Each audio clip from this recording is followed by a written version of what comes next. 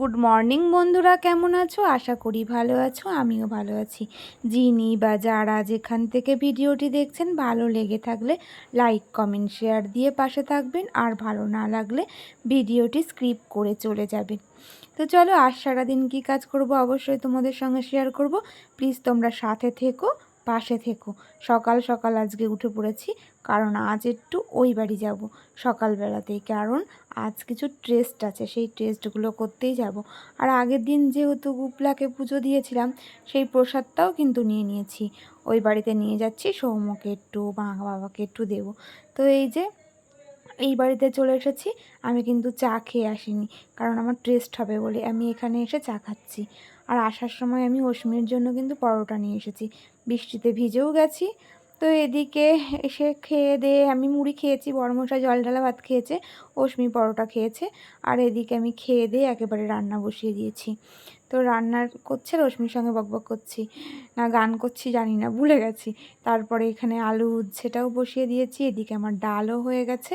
ভাবছি কত তাড়াতাড়ি রান্না করব, তারপর একটু রেস্ট পাবো। তারপর তো রান্না হলেই হলো না, কত কাজ আছে। আর আজ এনেছে রিঠে মাছ।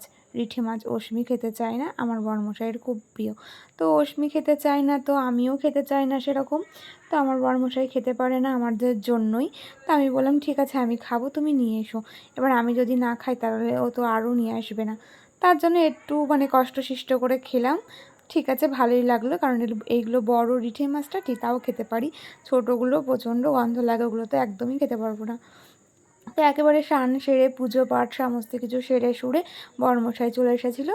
তারপর ভাত খেতে বসে পড়েছি। ওই যে আগের দিনকার চাটনিটা ছিল, কিন্তু চাটনিটা অশ্মি বলছে তোমার মতন কিপটে আমি কাউকে দেখিনি। দেখো দেখো, আমার অশ্মি ক্যামেরা করেছে এটা। তো আমি হাসবো না কি বলবো বুঝতে পারছি না, যে অশ্মি খাবে না, তার জন্য ডিমের অমলেট অশ্মিকে করে দিয়েছি। আর আমরা মাছ দিয়ে আমাদের হয়ে যাবে। রাত্রেবেলায় কি হবে, রাত্রেবেলার চিন্তা আবার দেখা যাবে।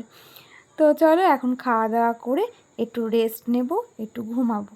ঘুম থেকে উঠে একেবারে উঠে পড়েছি, ঘুম থেকে একেবারে উঠে পড়েছি, ঘুমিয়ে উঠে পড়েছি। উঠে একেবারে চা করে নিয়ে এসেছি, অশ্মিকে চা দিয়েছি, আমি চা নিয়েছি। আমি একটা বিস্কুট নিয়েছি, অশ্মি বিস্কুট নিইনি। তো আমার একটু এক জায়গায় বেরোনোর কথা ছিল, যেতে পারিনি।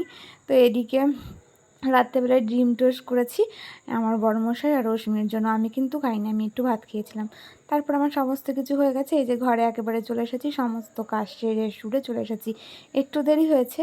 আর রশ্মি কী ছ্যাবলামো করছে, বদমাইশ করছে, রাত হয়ে গেছে, আমাকে সেই খ্যাপামোগিরি করছে। তো ওই যে দেখো, এরকম করে আমাকে জ্বালাচ্ছে, মায়ের জন্য অপেক্ষা করছে, কতক্ষণে মা আসবে তারপরে শেষ হবে। তো চলো, আমার সমস্ত কাজ তো কমপ্লিট হয়ে গেছে, আমার তো আর কোনো কাজ নেই। তো আমি আর এই ভিডিওটা বেশি বড় করব না, এখানেই শেষ করব। আবার নতুন একটা ভিডিওর সঙ্গে তোমাদের সাথে দেখা হচ্ছে, কি করি না করি, শরীর সুস্থ থাকলে। তো চলো, আজকের মতন গুড নাইট, টাটা। ভিডিওটি কেমন লাগলো অবশ্যই জানাবে।